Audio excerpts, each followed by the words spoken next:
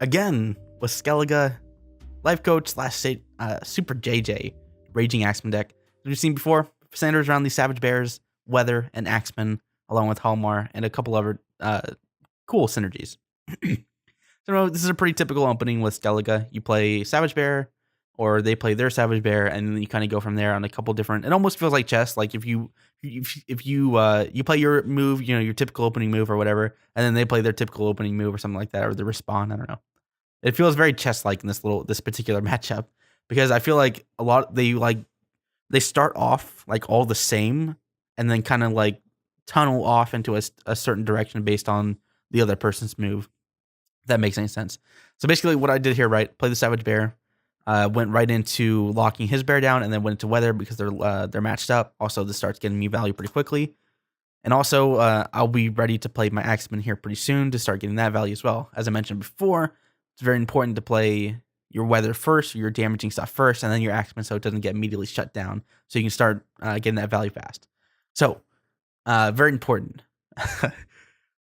So he has a shutdown bear. They're both at 4 strength. He has a Weather on his row. I still have a perfectly fine board with a Savage Bear that's doing damage. And then he goes and uses his leader ability. So just take a moment here. What does that tell you? If he's using his leader ability in this kind of situation, that is telling you he's getting ready to pass. He's thinking about passing. He wants to try and draw another card out of me, and also have this Morkvarg, which carries over to the next round, right? So what do? Instead of playing Axemen, right? Axemen would probably be the go-to play generally, because you're going to hit 3 units here and immediately get a value on your Axemen. But if he happens to pass, so let's look at it from here, right here. So I put my Axemen down, right? That's 2 strength. I get hit by 1, but it still has armor. I hit 3 units, which is 3 damage plus the 3 damage per unit, so that's 6. This goes up to 8. I'm going to be behind. If he passes, I'll have to play another card just to win this round, which I'd probably want to do. True, I could do a hero ability to catch up with that, but I'd still be a little bit behind because I'd be playing 2 cards into his 1, right? So instead of doing that, I just play my leader ability, which will put me over that 10 strength gap, while also having my own leader ability, which will carry over to the next round as well. So if he does want to pass, he gains nothing by it.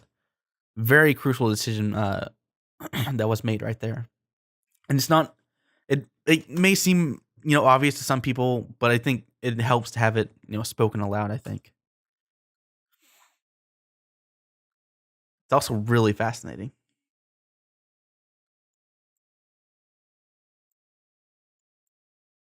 Okay. Also, another little interesting tech this Skellige versus Skellige matchup does is they use the Shieldsmith to increase their Morkvarg, which doesn't seem like much, especially in other matchups, but in this one in particular. So let's say, I believe we both pulled out our Morkvargs through our hero ability, right? Which means going into round 2, they're gonna have the exact same strength. Now, if he uses Shieldsmith, he's gonna put his Morkvarg at just a little bit past my own. So if I lose round 1, and then we go into round 2, he's just gonna pass with his, what is it? Let's just say 10 strength Morkvarg. Well, I have my 8 strength Morkvarg, right? That's pretty catastrophic, because then I have to play at least 1 more card over that instead of just forcing him to just pass. Wait, actually, in retrospect, that doesn't make any sense, because if they were both tied at the same strength, it wouldn't matter. But let's see. Let's say I won. Anyway, the whole point is he's setting his Morkvarg to be a higher strength than mine in the event. Okay, so if my Morkvarg gets destroyed, or if his gets destroyed, it still comes out ahead. No, it wouldn't. Anyway, the whole point, forget it. I completely butchered that. I had it all in my head that it all sounded right. We'll probably see a little bit of, more of an example of this later. But basically, he's setting his Morkvarg to be more powerful than mine is, which helps later on in the event of ties or whatever. And generally speaking, it's good to have a strength bonus on the units you bring back a lot. Like if he didn't have a target like Morkvarg, you could always put on a Savage Bear, because he's going to bring back a Savage Bear later. So anyway, I played my Axemen after that debacle of not knowing what I was talking about. I'm pretty sure in round 2 you see evidence of what I'm trying to say. But anyway, so I played my Axemen. I started getting this immediate value down. So he actually continues playing into this round, which I found really, really strange. He's already like his board is really weak right now, and then my board is only getting stronger by the turn. He goes and plays a weather, which is a little bit weird. I feel like maybe if he was gonna play that mage card, he would have cleared the weather instead. But then that would have put him behind as well. It's a really difficult decision. Maybe he should. I think he should have just passed right after using his hero. Oh, is that what his game was? I just forget about this. Is that another tech? Is this guy just like anti-Skellige or something like that? Is this just an anti-Skellige deck? I only somewhat remember this game because I played so many last night. Basically, so he's playing this guy to heal all of his units back up to full health on this weather row. But the thing is, I don't really care if that actually makes it a little bit better for me, because if his units are healthy again, that means I can just keep hitting with Axemen. My Axemen are going to rapidly outscale whatever health he gains here. So it's a little bit weird. Also, I get another unit to hit with. Oh yeah, and then I was like, you know what? I'm just gonna end this round because it's close. I can't play Sigrifa because I don't believe I had enough cards. Let's see, I played weather. Anyway, I didn't want to play any revise because I didn't think it'd be useful. I didn't want to play any weather because it would take a long. It would either overwrite this or not get much value at all. I also didn't want to use blood curdling bear because then I'd be only getting like a 7 strength difference or whatever. So I'm going for Coral. Coral's a little bit overkill in the situation, but at the end of the day, I win the round pretty handily without actually having to resort to vastly undervaluing the cards that are in my hand right now. So yeah, winning by 36 strength is a little bit overkill, but it's what was necessary to make sure I got. And there's not a lot of opportunities to get full strength at Coral, so just using it whenever is fine. Using it in an optimal situation is fine, even if it happens to be overkill. And really, it's only overkill because of all the synergies with the double Axemen that I was getting. Okay, so. Oh, okay. Oh, okay. Right. Okay, so what I was trying to say earlier is that I had a reverse. I was thinking he would have to play whoever lost would have to play an extra card. But in the actuality, by raising his Morkvard to strength higher than mine, I'm gonna pass right now, right? There's no way I'm gonna play into this because obviously I want to go into round 3 with the card advantage or card tie, whatever. So by having his Morkvard at higher strength, I'm going to pass, and it's gonna go to him, and he's gonna have that +2 strength. He doesn't have to play that extra card. That's what I was trying. I was like, but round 2, I remember Morkvar. He got something, the Shieldsmith, that kind of ruined my plans a little bit, and this is exactly what it was. So I kind of butchered that whole thing, but this is exactly, I think, what he was trying to go for with that Shieldsmith in this situation. I think with just his general anti-Skellige deck with the heals and all that, it's really interesting, and it's. I wonder what the success rate on that is like, because just spoiler alert, I win this match. So if I'm playing moderately optimal, I'm piloting this deck relatively well and have I think 99% of the cards that are in the top level deck. So I'm wondering if I'm able to win against this anti-Skellige deck, just how successful is it? He is ranked pretty highly. I mean, top 5,000, top 6,000. That's nothing to sneeze at. So anyway, that was my whole point with Markwari. I wish I said it better, but anyway, that's the whole point of these VOD reviews, just kind of talk these out and get to the heart of the matter. So going into round 3, whenever you win round 1 kind of sucks because they always get They always get to play first, which if you're trying to get the Savage Bear going, it can be really troublesome. And all these games are blending together for me. I think he plays his Shield Maidens right after play up my Savage Bear, and this is really common too.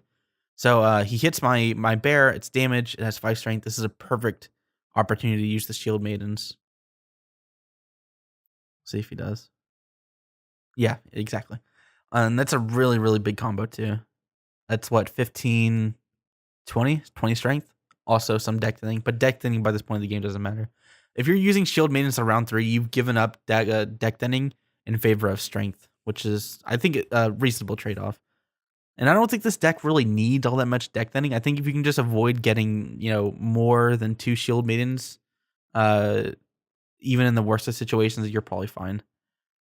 Although getting 3 Shield Maidens would be pretty catastrophic, wouldn't it? Then it goes for that clear weather. Say Grifa's into it. Makes sense. I go right away for putting down weather. Because see, just keep in mind, because these are all lined up at 4 strength, hitting fog means I get an instant 6 strength swing there. Oh, he clears it right away again. You know, I'm not sure it was really worth it to clear weather there. Because keep in mind, he just traded a decoy for 6 strength. Is it really worth it? What he could have done instead just played Sigdrifa.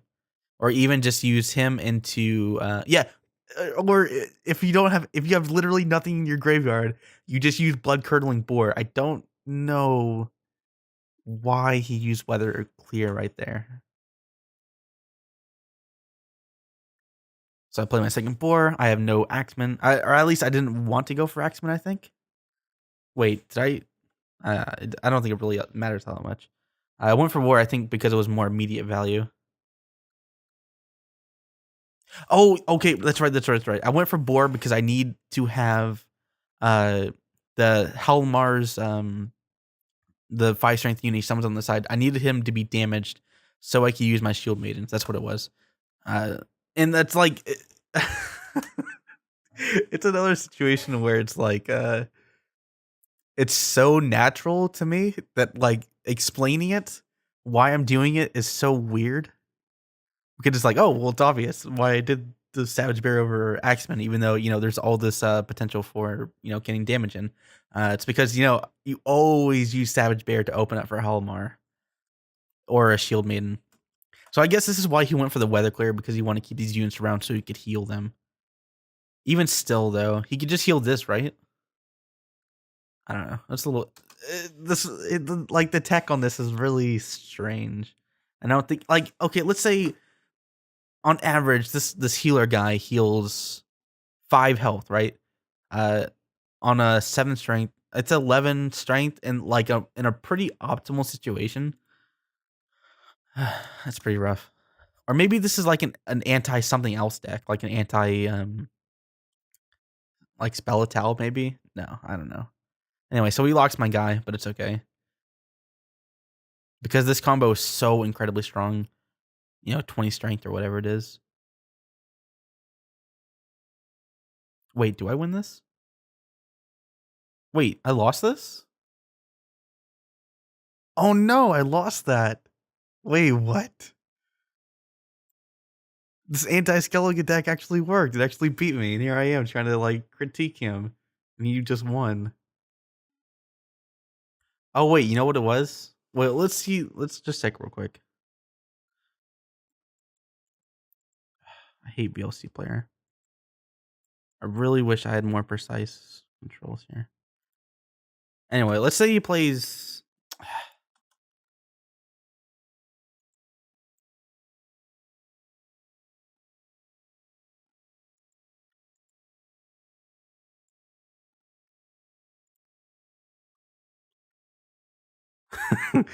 Okay, and I just do this because I want to get to the next game faster. I kind of messed it up though. Okay, so I'm down by 3 strength. I'm down by 3 strength, 5 strength, but I go down to 2 strength. So let's say he didn't lock it. I would have gained 10.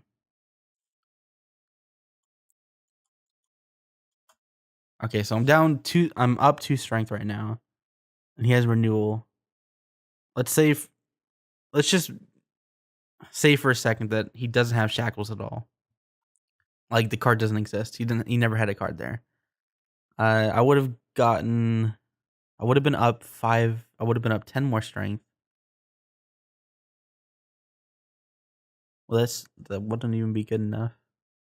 I would have been up. No, I would have been up 10 strength. And then he plays. No, I would have been up 12 strength. And then he plays Coral, which is 5, so it goes down to 7. And then it gets 2, 4, 6. I would have been 1 strength up.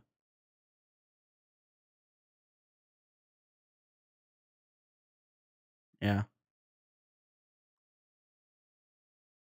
But I mean, it's like saying like, oh, well, if in most situations they didn't have one more card, then you would have won. But I'm trying to think back to where I lost this game. I think it's because I didn't get enough Axemen synergy down. Oh, you know what it is? Maybe this heal is actually a lot more powerful than I thought it was. I was thinking he was trying to save 2 strength, but he actually managed to save 9. He saved 9 strength. Man, I was critiquing. I was like, oh man, how good could this deck possibly be? He's over here whipping me and actually like countering all my stuff.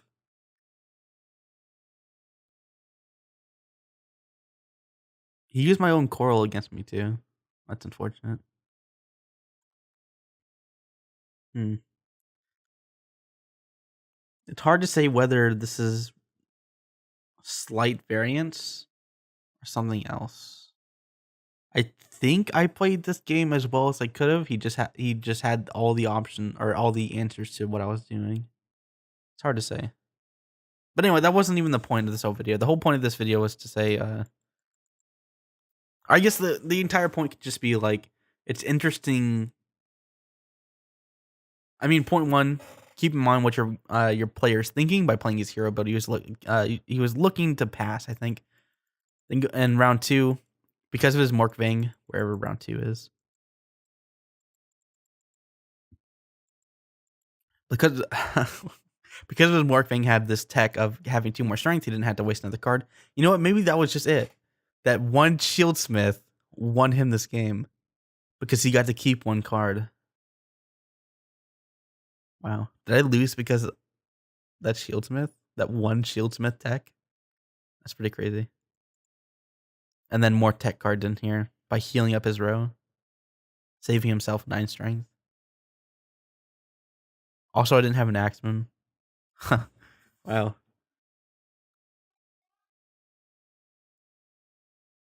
Very interesting. Anyway, so I got super like thinking there. Thinking. What was the whole message again? Oh yeah, tech. Keep in mind what your enemy players thinking. I don't know, whatever. I'm actually kind of upset because I thought I won this game. I'm over here trashing. I'm not gonna erase this video, man. I'm gonna proudly display my shame. Thanks for watching.